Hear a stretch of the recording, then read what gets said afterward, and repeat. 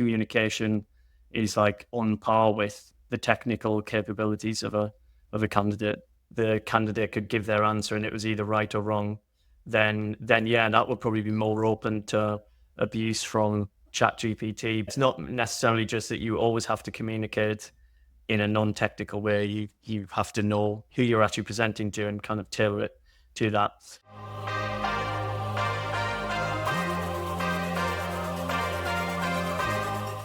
James, welcome to the Alooba Objective Hiring Podcast. Thanks, Tim. Great to be here.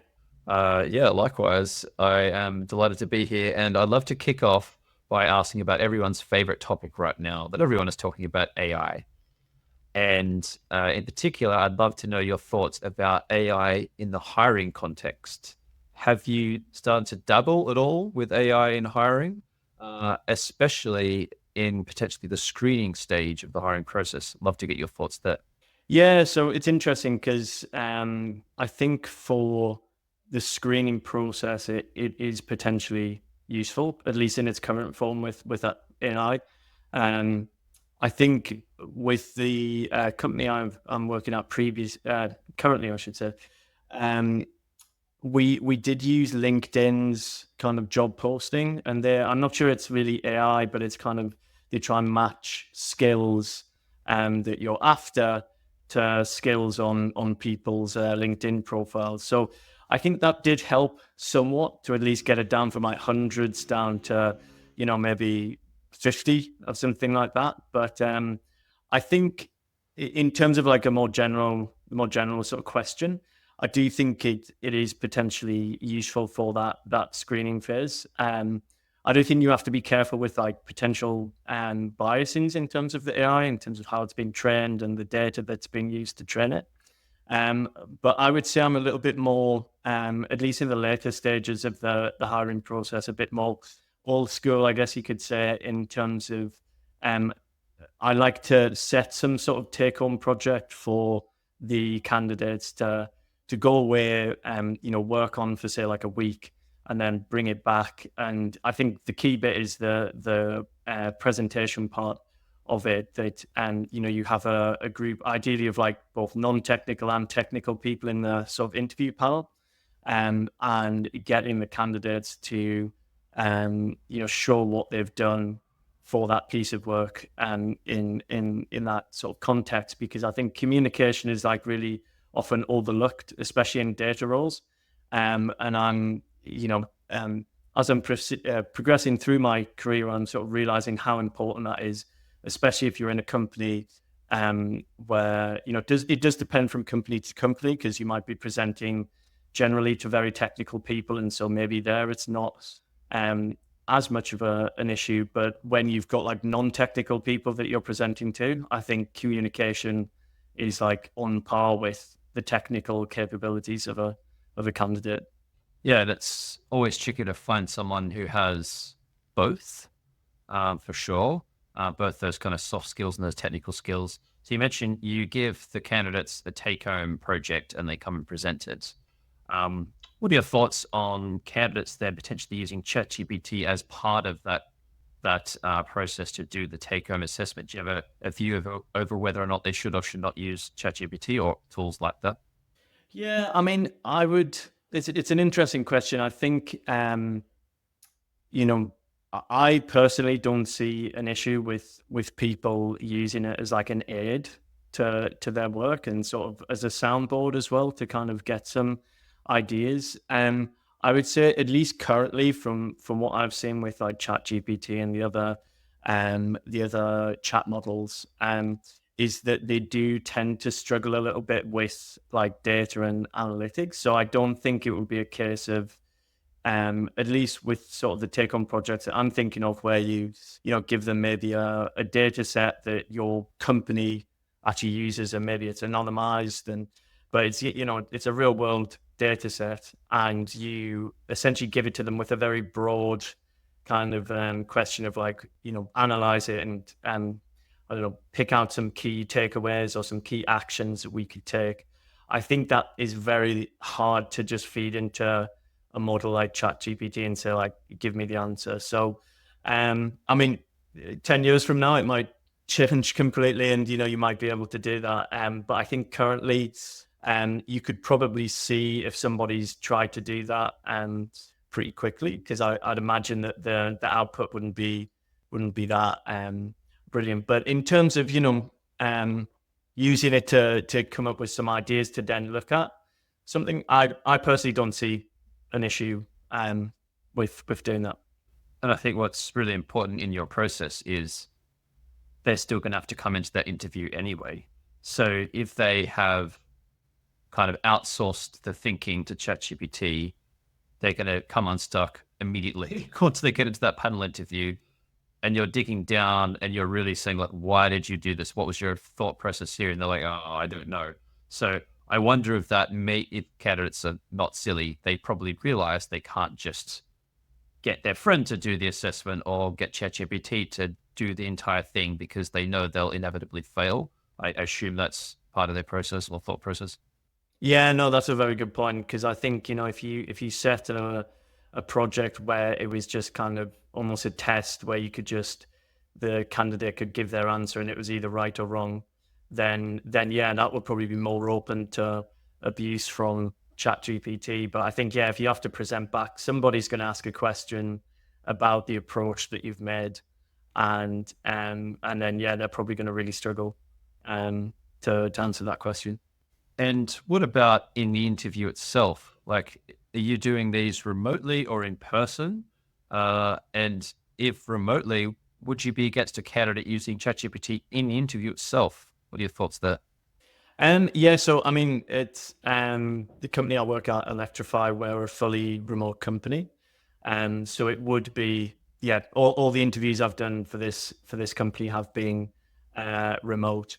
I would say that I guess, yeah, I would have an issue if they're sort of, they have ChatGPT open in another window and they're trying to quickly kind of answer questions. I think probably it'd be quite difficult to do, but I don't know, with the voice capabilities of ChatGPT now and stuff, they could, you could, I guess I could see a scenario where they've got it hooked up so that ChatGPT can hear the conversation and hear the questions, and then get results back. So I guess, yeah, in an ideal world, you would probably do that interview in person.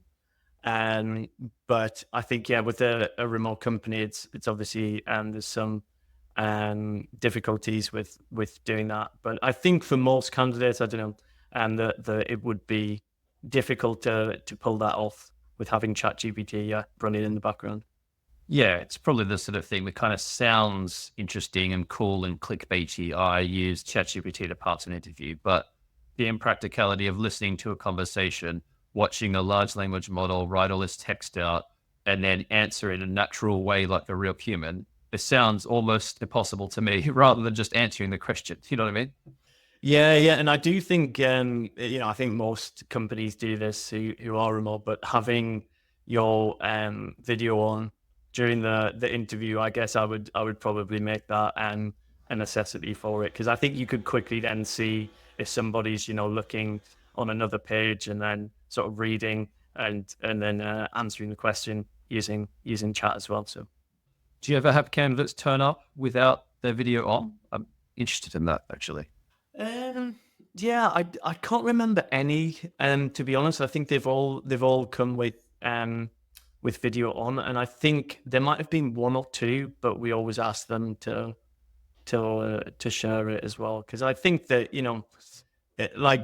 I think maybe in normal situations there might be reasons to not have your video on because you are like traveling somewhere or whatever. But for an interview, I think it's kind of, you should be expected to be on camera and in like a quiet environment, because you would be expected to come to an interview in person in like a normal company, I guess, for want of a better word. So yeah.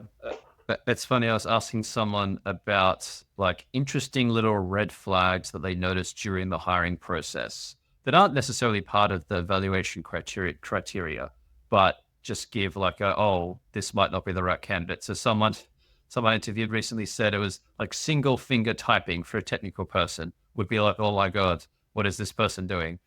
one there you just said is coming with the camera off, like expecting to have an interview with the camera off. To me, that would be quite odd from a communication perspective. After 4 years of working remotely, by the way, like it's not like it's day one of COVID. Like we're used to this by now.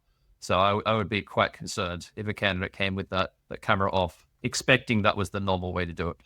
Yeah, definitely. Because I think, like I say, once you're in the company, there are occasions where you might have to join a meeting and you are out and about, or for whatever reason, you don't have your camera on, which I think is fair. But yeah, for an interview, it's kind of like turning up somewhat well dressed as well.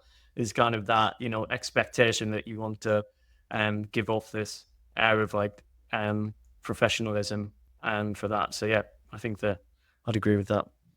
And what I've heard a lot in the last few weeks is companies talking about being inundated with applications, so high volume of applicants for each role, and then a feeling that quite a lot of the candidates have written the CVs or at least optimized the CVs with ChatGPT. Is that something you've also noticed as well? And if so, what do you think about that?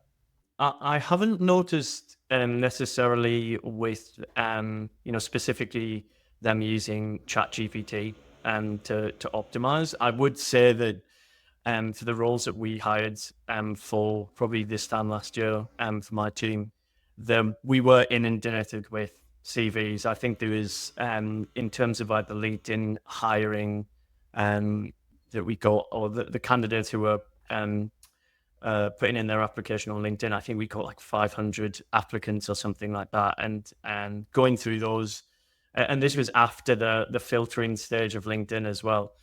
So they're on paper they were supposedly fit for the role, and so yeah. But then with that, I found that a lot of the CVs were very similar, especially in terms of like skills. Everybody says, oh, they're advanced Python, they're advanced SQL, and you kind of have to take that with a pinch of salt, because that somebody's idea of advanced Python can vary quite a bit in terms of reality. So I think what I tended to look at was experience more than anything, both in terms of professional experience and like where they'd worked and the kinds of roles they'd done.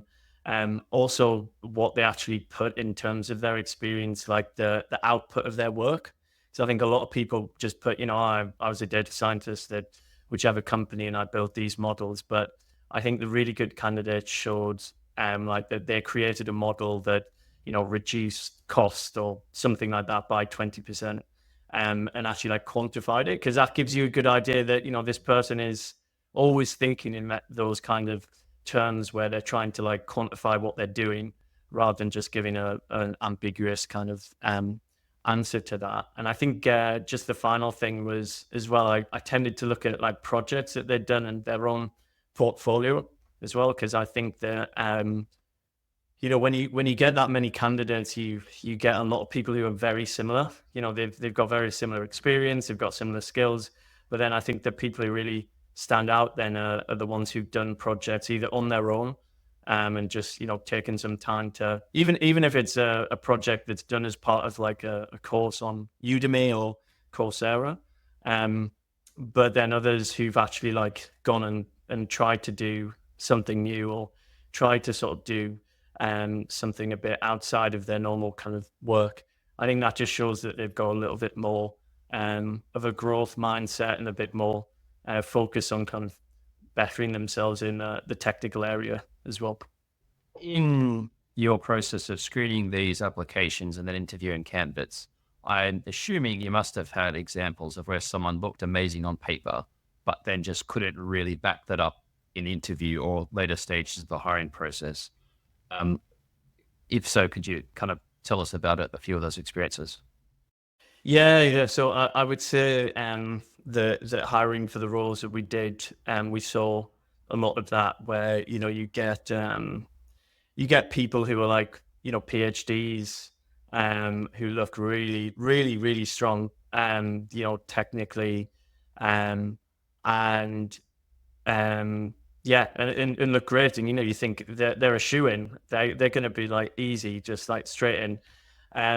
and then you talk to them, and even sometimes like we'd have like an initial chat just to sort of assess cultural fit, and even then they came across pretty strong as well. You know, they'd say all the right like technical things, and you talk about their experience, and obviously they know a lot about what they've done in terms of like their PhD, for example, or their work experience. But what I found was like the real point at which a lot of these people who were strong on paper, but then were challenged afterwards, was those take-home projects, and I think that's why they're so key to do. And even though there is, I guess, a question that you're putting a lot of pressure on them and time as well, that they have to go away and spend time doing these projects to potentially not get a job. But I think they're just so important, because a lot of people, I would say probably the majority of people who came across really strong in terms of, especially in terms of academic experience, were then actually really struggled with like the hands-on stuff. And I would say it's both like in terms of applying their technical knowledge to like a real world scenario, and then also the communication, I would say as well, that they tended to do like some sort of very technical analysis, or apply a really like fancy algorithm, and kind of forget about what they were trying to like solve in the first place. And so yeah, I think I've definitely seen a lot of that. And would the candidates who fit into that category, would they typically be reasonably junior, but as you say, maybe with an advanced degree of some kind, but not a lot of practical work experience? Is that a fair categorization? Or would it even be more senior people who got found out in that way? It's an interesting question. I would say generally yes, the people who might have like a strong academic background, but maybe not so much actual like work experience, probably more of those fell into that bucket.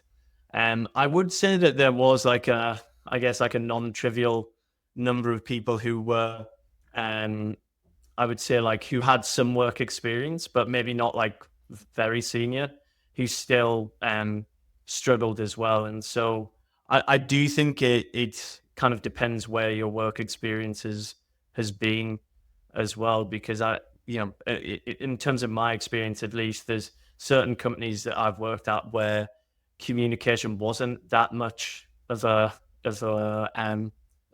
key skill, or that maybe that's too general a point, but at least communicating to like non-technical people wasn't a general skill, because you were working in a team, and I should say you were working in a very technical team, and all the sort of presentations and discussions you were having were with very technical people.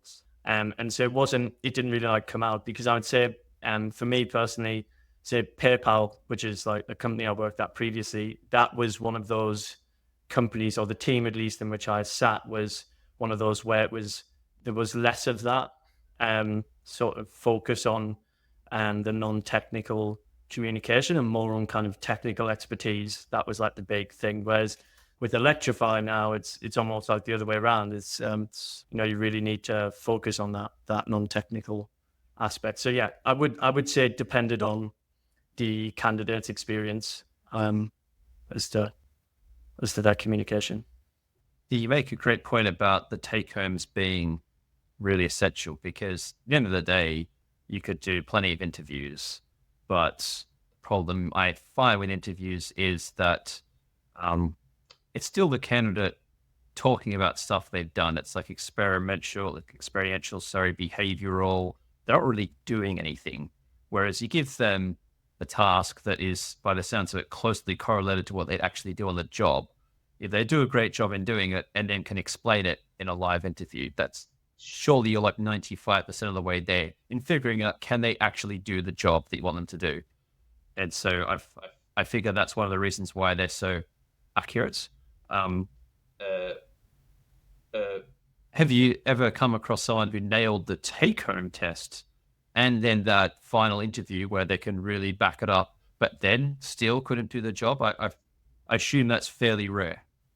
Yeah, I would say it is, but I do think it has happened, and I think it's more. I would say it's maybe more on the responsibility lies more with me, I guess, than the candidate, because I would say that we've talked about it a lot. The communication aspect was maybe not as prioritized as it should have been, and so they did the presentation, and they did a decent job communicating, but it was more their technical expertise that wowed. And so we thought, very strong technical candidate. Let's go for it. And then afterwards, it was, you have that realization that like actually maybe we should have focused a bit more on the communication, because the technical expertise is there, but the communication is still a bit lacking.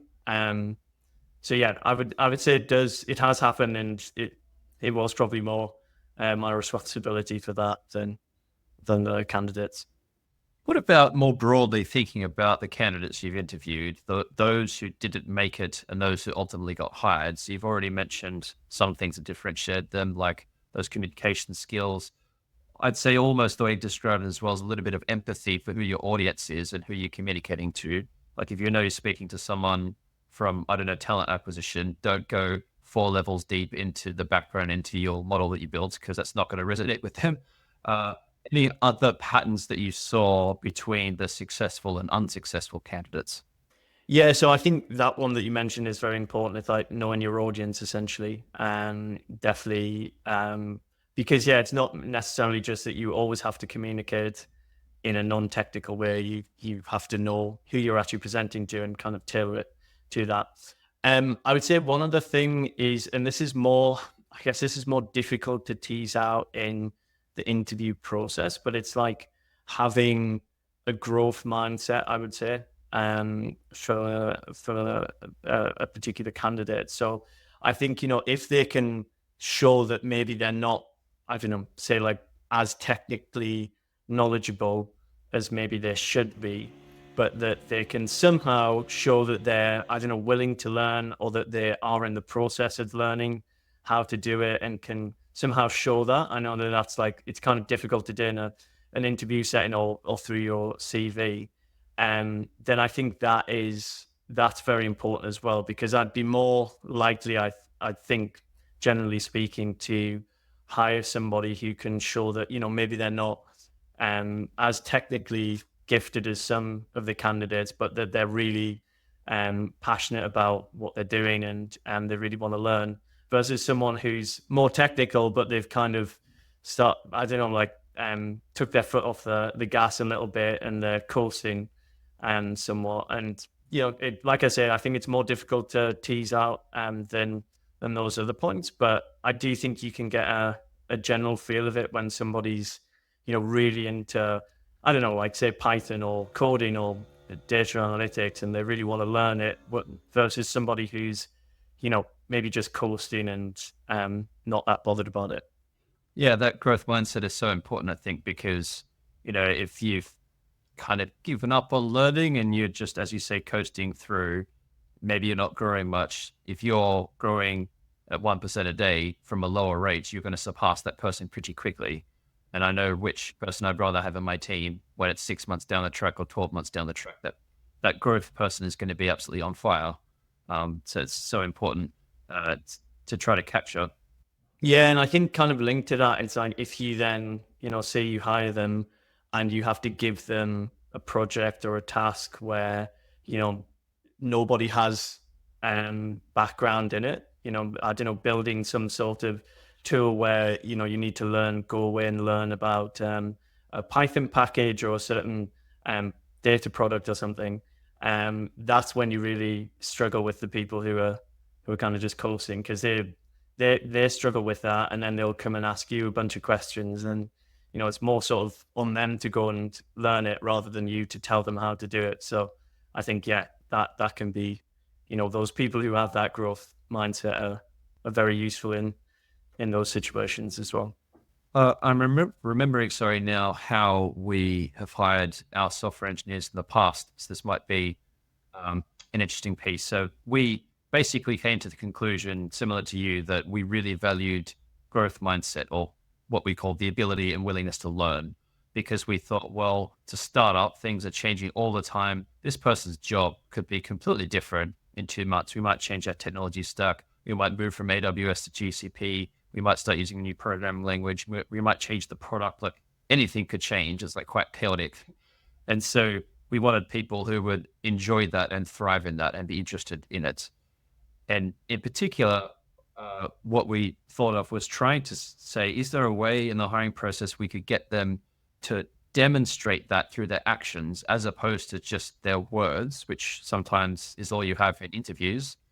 What we came up with, which I think worked pretty well, was for our software engineers, our take-home assessment for them was an R project, like R, the statistical language, which no software engineers know normally because it's just statisticians and data geeks like us.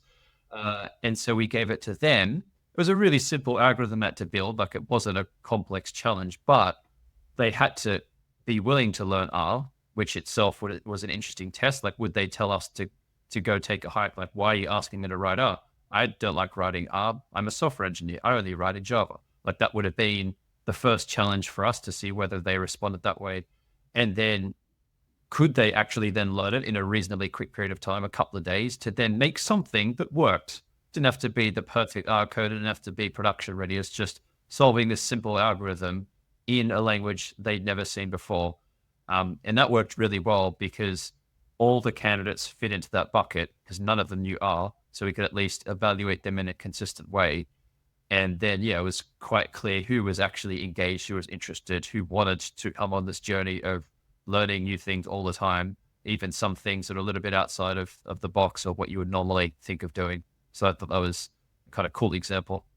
No, that's a really interesting way of doing it, actually. I've never thought of like setting a problem in like a completely different language to what they would use. I mean, I would say it's there's some overlap, but not completely. I would say that in the past I have done set questions where it's more just like a analytical problem solving question rather than a take home test, and that's sometimes done more of the interview stage rather than the take home test is usually like after an initial interview. And I do find that at least gives you an idea of how they approach a problem and how they think. So it's not really like ability to learn and how they feel about learning as well, but it's sort of putting them outside their comfort zone a little bit and seeing how they do they just take it and run with it, or do they kind of and ah and very unsure, and so I think that's also a way to at least get an idea of that side of things. And presumably the fact that these projects are unstructured, as you say, you're not giving them a list of 20 individual tasks to solve. You're giving them something bigger and broader, probably more representative of real work. That must then allow candidates to really show off their true skills because they could take it anywhere they like in a way. Yes. Yeah. And I think that's where you also see people who've maybe got a bit more experience or think about it a little bit more versus someone who's said done like a data analytics course and just like follows the steps that the course says too. Because I do think I've done them in the past as well. The courses where they're good for like a foundational knowledge, but it's very specific. It's usually a very simple example with a very simple data set. And they, create some charts and some tables, and they think, oh, that's great, that's data analytics. And then, you see that with some candidates where they essentially just replicate that process and produce the same charts, the same table, but there's not much actual like insight or actions that you can take from it. So I think that's a benefit as well to keeping it broad, so you see how they approach a problem. Yeah. And I'm with you. I can't underestimate the value of the take-home project or some kind of project because the number of candidates that can appear very confident in interview, can seem competent, even under like a reasonable level of scrutiny, like some pretty probing questions. it's still words. It's still talking about what happened and what you did at a company, which is impossible to verify until you actually see their work, their presentation, like some actual evidence of what they're doing. You would be amazed at the difference. If for people listening who maybe don't have projects and they just rely on interviews, like the difference can be absolutely stark. Definitely, yeah. Crazy. Okay.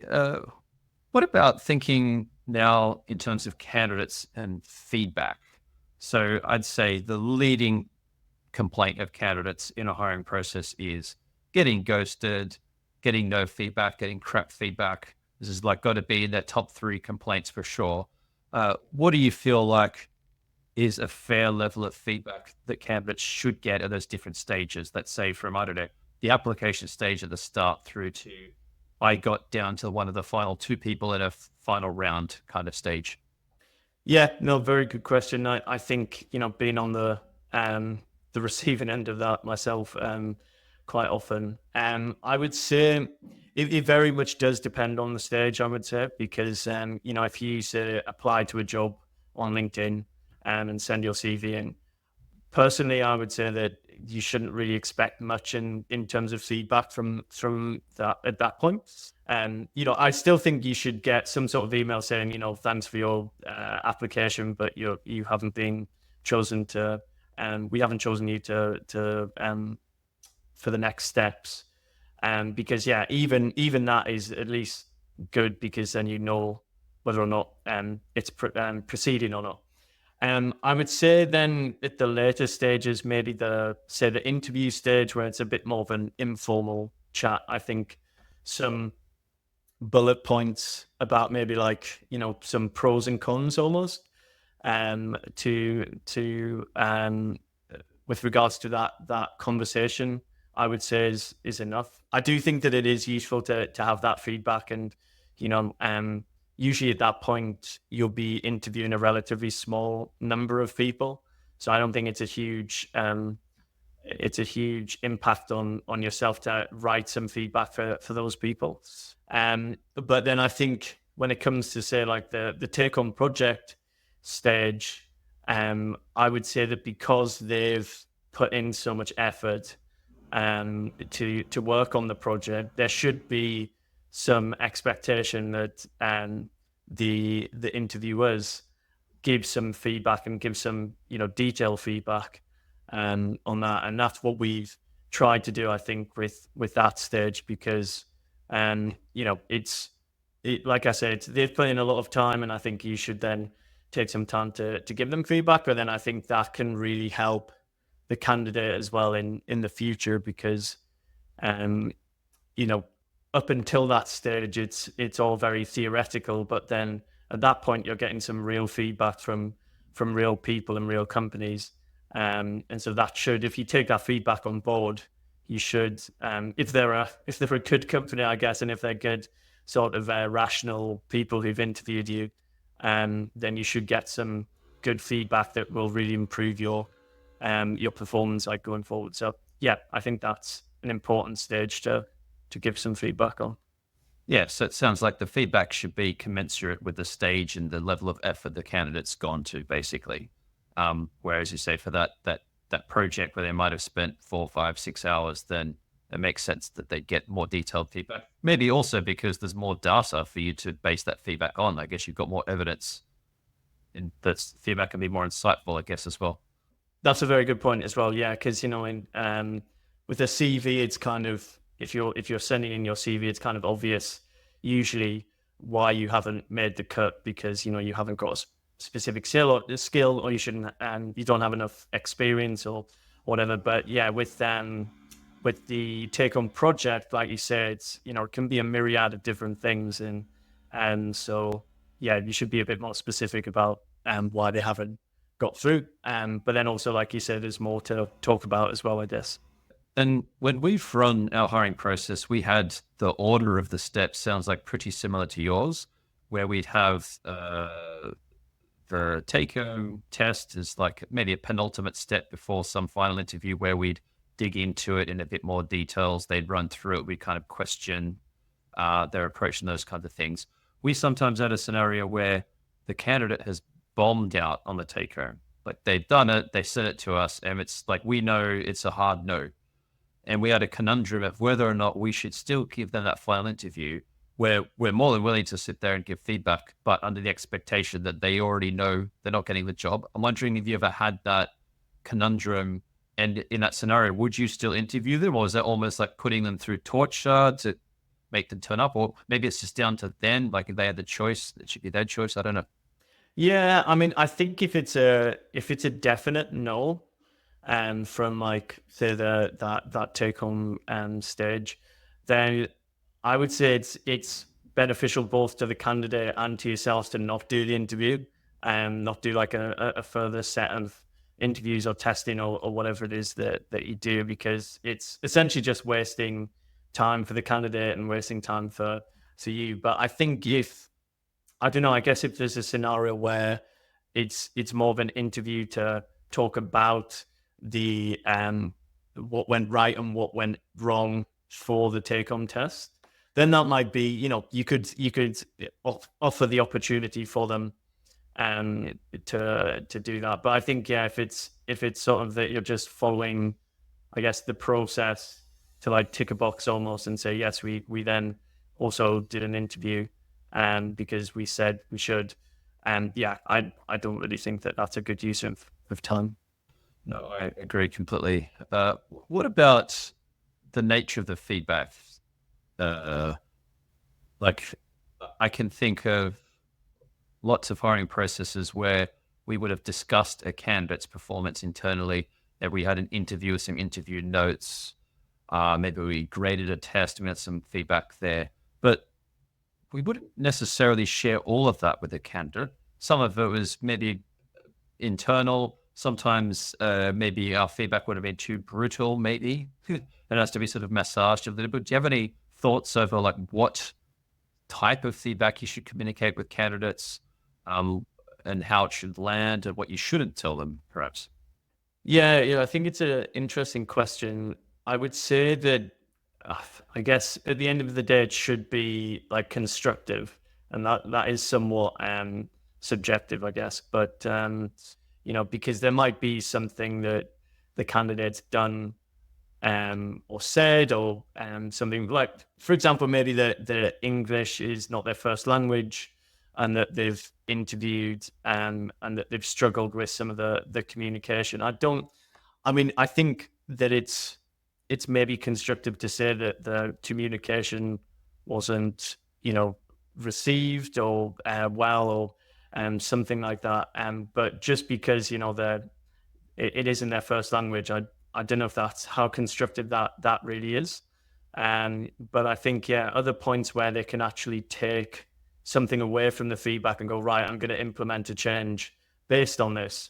I think that should be more of the focus rather than just general feedback. Because like you say, yeah, sometimes there's points that either come up for me personally that I've written down for candidates, or somebody else has said it's more just that, maybe they get a bad vibe, I guess, from the person, or the person's potentially like a little bit arrogant or something like that. I guess you could argue that it's worth feeding that back to them and saying that, you came across slightly arrogant, but then I don't know, I think it should be more focused on, and you didn't think about your audience, or this is an audience of non-technical people. You should have translated that technical knowledge to a non-technical set of metrics or something like that. I think that's a bit more constructive. It's such a tricky problem, I find. And like I like to think of like, what are the underlying reasons why feedback often isn't given? Because that's the status quo. Is certainly the early stages of the hiring process, there's very little feedback. And then even later on, some companies, particularly in places like America, have a we don't give feedback blanket policy. Sometimes it's for qualms around being sued and legal issues, and fair enough. But other times, I feel like there's other problems, like who wants to give negative feedback? Like that's actually a minority of people who would enjoy giving constructive negative feedback. B, when you're hiring, it's normally so frantic, and you're focused rightly on the candidates who are successful and trying to get them through the process and maybe trying to hire then. And I don't know about you, but as soon as a candidate drops out, it's like they almost start to disappear from my mind in a sense. Because I'm like, oh no, there's two left. The two that have made it, like, they're gone now. I need to focus on the two survivors. Yeah. And so there must be some kind of reluctance, I guess, just because of those reasons to give the feedback. And it must be easy for it to slip down the list of priorities, I would have thought. Yeah, well, I think it's only when I started being involved in the hiring process that I realized like how crazy it can be. Because I was always the person who was applying to positions, and I'd get annoyed when they wouldn't give feedback, or and I still think that it's good etiquette to like I said, and even just send a quick email saying sorry, but you're not a good fit, or whatever. But yeah, I think it's really just that you've said around it being very busy, and that you're just desperately, more often than not, at least desperately trying to fill this position, and you've got hundreds of candidates, and you're trying to interview whilst also doing your day-to-day job as well. And so I think that that's kind of probably the last thing that most people want to do is after an interview, if the candidate's not been successful, is then spend half an hour writing detailed feedback to the candidate as to why they didn't make the cut, essentially. But like I said, I think that it depends on the stage that you're at. I think if they've made it to that take home project stage and they've put in hours of work, it's sort of on you to at least give a little bit of feedback. So 100%. I wonder whether this is something that AI could really help with. So I figure pretty soon, at least at that screening stage, I feel like it's a no-brainer that a large language model could do that CV parsing, to do an initial evaluation of the CV, matching it to the job criteria, giving it some kind of score and ranking. Maybe not automatically accepting, rejecting. That's going to break every law in the world at the moment, but some kind of evaluation of the CV in a more objective way. And then it would be very easy for that large language model would know why it's given what it's given, which would presumably be passed on to the company. Could easily also be shared with the candidate. Like, we evaluated your CV as a 30% match. Here's the main reasons why it wasn't 80%. And that could be automated. And if it's automated, at least then that removes the whole issue of the human having to manually do all this tedious work. I wonder whether the interview might also work. I was speaking to a company recently who had hacked together their own Claude implementation using the Zoom transcripts of the interviews, and it was doing the grading of the candidate across the different questions. They're using that internally now. Again, that could easily be shared via email with the candidate, maybe a sanitized version, but I feel like we're maybe close to breaking the back of this problem. definitely, yeah. I think, like you said, as they progress in terms of the large language models, I think that there's more opportunity to at least like leverage them in some capacity. I would say that I don't know what's going to happen in say like 50 years time, but currently I would always like to have some sort of human in the loop and to just double check that they're accurate, and yeah, they're summarizing kind of as you would. But yeah, it's a very interesting point, because I was initially thinking, usually I'm writing notes when I'm interviewing someone, and trying to sort of take down key points when they've done something good or when they've done something not so good. So I was thinking, you could use an AI to kind of summarize that, and then and get the result. But with the transcript, I guess as long as they know, they'd have to the LLM, I should say, would have to know kind of what the company's looking for, I guess. But it could, in theory, look at those transcripts and at least give you kind of an idea as to why they didn't do it. Obviously, like I said, you'd have to have that human feedback as well. But yeah, it's an interesting idea. Okay. One final question, James. Is there anyone in data or in hiring in that kind of sphere that you've personally learned a lot from their approach, or from how they've perhaps inspired you to do things better? Sure. Yeah, I mean, there's a lot of people jump to mind, to be honest. So I would say in terms of like technical learning, like technical stuff, there is someone I work with at PayPal called Charles Polly. And he essentially, just to give like a quick kind of context. So I started with R, the programming language, and I then joined PayPal, and everybody used Python essentially. And so I was kind of the odd one out, for using R still. And he kind of spent a lot of time teaching me, not just sort of like Python in terms of the basics, because I was kind of picking that up from courses and stuff, but like the more, I'd say, more advanced stuff like object-oriented programming with Python and that sort of thing. And we're still very good friends now, even though, you know, it's left PayPal and everything. But I think he was, when I look back, I realized like how much time he spent with me and helping to mentor essentially with the more technical side of things. I'd also say Orlando as well, Orlando Macaldo, I think that's how you pronounce his surname. At Electrify he's essentially like a senior data advisor who works with us. And I'd say he's a very good soundboard just to discuss not necessarily just like the technical aspects of the role, but also the other parts and the more like strategic elements of, you know, creating a roadmap and, you know, what we should be prioritizing, and also some of the presentations I've done for the company. And again, it's, you know, it's essentially we work with a lot of YouTube creators and content creators, and so it's really key that, you know, you try to tailor what you're saying and in terms of data and the technical side to that audience. And I think he's been very helpful with sort of highlighting some aspects that I could improve there as well, because it's a constant kind of learning process. I still sometimes, you know, tend to go a little bit too technical and have to sort of go back and think about, you know, how I communicate that. But yeah, he's been very helpful as well. And he's provided you some of that constructive feedback that you'll provide to candidates as well. So there you go. Yeah, exactly.